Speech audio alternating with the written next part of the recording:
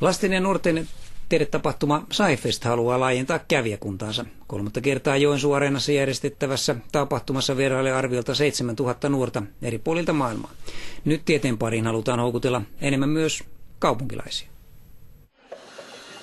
Robottikisaan on valmistauduttu Kontiolahden Kirkonkylän alakoululla jo pitkään.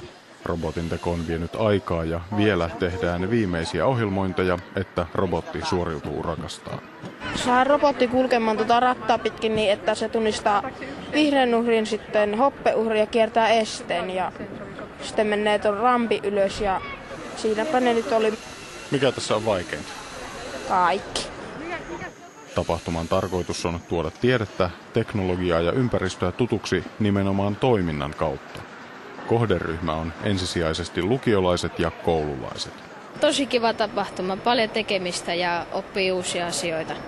Tämän vuoden avaruusteema tuo areenaan muun muassa astronautin ja tähtitieteilijän. Tapahtuman ydin on kuitenkin 50 työpajaa, jossa nuoret voivat tutustua käytännössä eri tieteenaloihin.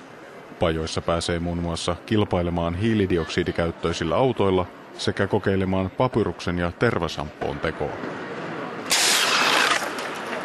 Vaikka työpajat ovat vain koululaisille, järjestäjät haluavat laajentaa yleisöään. Pääpaino on edelleenkin ja tulee aina olemaan näillä loistavilla työpajoilla, mutta meillä on myös tarkoitus kehittää tätä niin, että saadaan ympärivuorokautista ja teatteria, elokuvaa, vastaavaa tähän mukaan.